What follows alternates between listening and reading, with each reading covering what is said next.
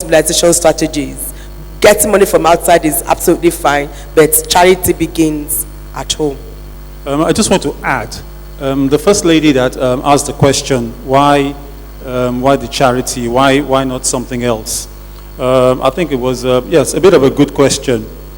But I think one thing that we should also take in mind is that I have been involved with quite a few organizations who've tried to do something on women's health. And along the line, they ran out of steam, they failed, because it's very daunting. It is very daunting, I must say. For someone like Pastor Busola, who has a very busy, hectic schedule, trying to run Daughters of Destiny, and also traveling out of the state, it can be a very, very daunting, and I'm sure the First Lady will tell you. And I think this is where you need a lot of support from your members, your congregation, to make it strong. You must have roots for this foundation. And I don't think the main focus now must be external donors, foreign donations. I don't think that it is. I think you should take it gradually. In a year's time, you review how far you've come, how far you've gone, then you set your plan again for the next year and take it gradually. And then when you're ripe enough to go after donors, when you have a proper setup on ground, then I think the organization will blossom. But also, I think in as much as I think this is where support and prayers, you have to pray for your leaders. You pray that Pastor Busola doesn't run out of steam, she doesn't get tired, to keep the flame burning. Thank you. My question is to Dr. Odubayo. What do women from the rural areas stand to gain from health diagnostic services? What are the benefits? Well, not only women from rural areas, all women. I think with women from the rural areas, they need more information on healthcare, because they are plagued a lot more with taboos, spiritual beliefs, concussions. So it's a lot more difficult. Unlike women in urban communities, social media, the internet, social groups where you can talk to people and they can advise you. So, but I think, I'm sure most of the women here, what they think this NGO is for cancer and cervical screenings. But I'm sure if we were to do a scan of everybody here, we may only pick up about 10–15%. And then another 20% or 25% may be hypertensive. Another 30% may be depressed. And people don't deal with depression. So I think what we really need is health awareness about our person.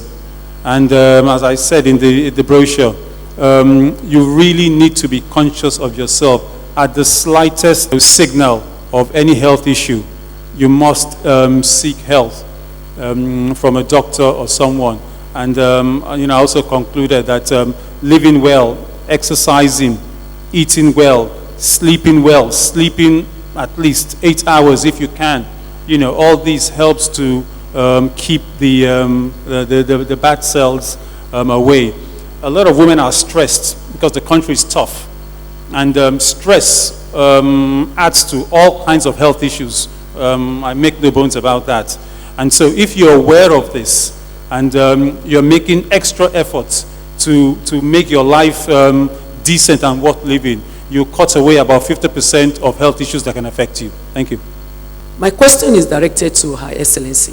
Madam, being the matron of the foundation, how do you ensure that the funds and grants raised for the indigent women get to the right people,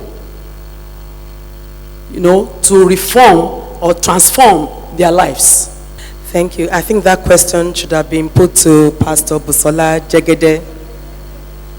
Having said that, we know that anything that starts with the right foundation has established itself on solid ground. This is a foundation established in the Spirit, sanctioned by God Almighty. We are on the mission that has been inspired by God. And so all the processes, all the systems and structures that need to be in place to ensure that the goals and objectives that have been set by this foundation that need to be met will indeed be met. So I think what we need to be doing is to be full of prayers to ensure that the mission of this great charity is a mission that is going to be implementable going forward, and that we can all continue to be a part of the vision. If I may add, when foundations go into communities, sometimes they're not familiar with the terrain. So how can an NGO ensure, oh, this funds I'm deploying is going to the right people, not a group of manipulators? I mean, there are certain assumptions you make when you set up a non-profit. One of the assumptions is that you have an understanding of what the need is, the target group you want to service, and the strategies for reaching the target group. If you haven't done all that homework, then it means you need to do it at some point before you start getting asked very difficult questions. If those issues haven't been dealt with already, then before the foundation starts work, those issues need to be addressed. What areas in Lagos, for example, are you going to be servicing? If you are going to be working in a particular local government or several local governments, what's the target group? Is it young women? Is it elderly women? Is it widows? And so on. And for each of the communities that you are targeting, do you have trusted people within those places who can lead you in the right direction? Because if you position yourself as too far removed from the ultimate beneficiaries of your ministry or your intervention, then all your efforts are going to be in vain. So I'm convinced that you have done the homework, but if it's work that's still in progress, these are things that need to be taken into consideration. And as you go through the process of identifying your target groups, when you're going to work, how you're going to intervene, you also need to ensure that you're working to the priorities that they define, and that you are not taking your own perceived priorities to them. Because you might think, oh my goodness, these women have never heard of breast cancer screening. I need to set up a mammogram unit for them. Their priority might not be a mammogram unit. Their priority might be drinking water. You then need to figure out a way of reaching a compromise where you can help provide the water. Then maybe in addition to the water, you can then say, please, we also have this facility available for you, because it's important for you to also make sure you do these checks. But you can't consistently impose your priorities on a particular community. There has to be a dialogue, and there has to be an understanding that you're going to meet their own needs as defined by them. Because if that doesn't happen, there'll be no ownership.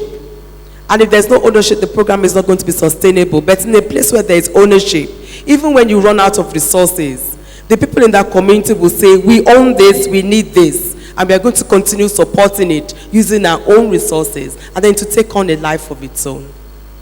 I just want us to remember that this particular foundation has two focal areas: health and women empowerment, because we have been talking a lot about health. And when we're talking about women empowerment, I've learned a lot from Irelu, and I have been part of some of her programs in the Ekiti Development Foundation as an observer. And I noticed that for sustainability, she goes through the leaders, like the cooperatives in the markets. And it's not just going to a community where you don't know anybody. She goes to the Egbe Olobi, Egbe Ilekpo, the women selling palm oil. Most of these people are already organized in cooperatives. And then she gives the funding to their groups. And this would help for sustainability. At least you know that these are the real recipients of the money. And she has gone to many. In fact, there was a time she went to all the 16 local governments in Ekiti State, visiting virtually all the markets. So we also want to do something like that, whereby we go through the women leaders. We use these women as our mouthpiece. Whatever we want to do, we must have studied that environment, if we want to go to Badagry, for instance, or want to go to anywhere, we must go there, identify the key players in that community, whether it is health, whether it is for finance, so that everybody can be involved, we can all have ownership, and we can all benefit from the foundation. Welcome back. Have you been blessed by that? I was. God bless you. Till next time we come your way on our broadcast. Bye-bye for now.